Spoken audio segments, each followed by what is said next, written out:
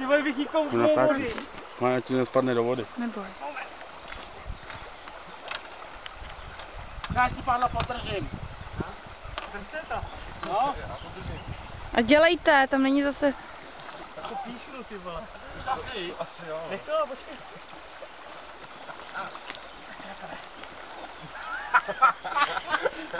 A co my? No musíš otočit a zašel se dozadu nohama. Ty klacky, jo.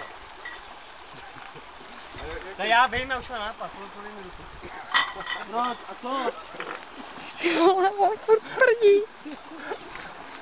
No, takhle úplně nakonec. No. Ty šu! To píšnu o tohle. Dělej, Honzo, les už. Ne, to se ohýbá, to má hodně tráva. To máme jako na skuči, jako šičku. Ty musíme to nějak vyvážit?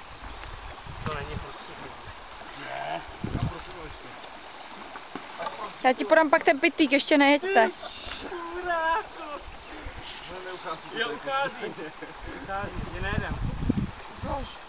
Vypadni, já spadnu do vody. Neuchází. Uchází, jak svině. Voda. Kde?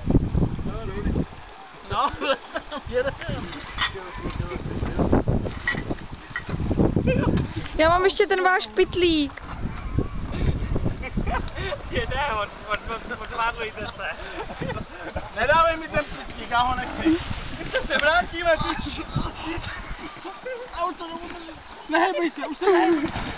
Už se nehejbej. Už se nehejbej. Jedno pádlo. Počkej, já. Dáme si hodinky. Dej tam ty šárce hodinky. Mám to dát té ženě, jo. Pozdravuje.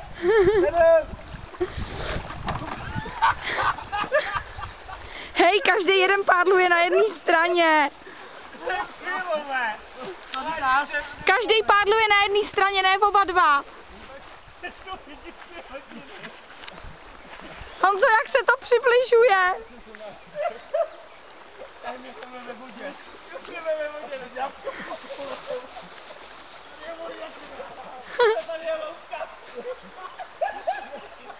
Tak čau.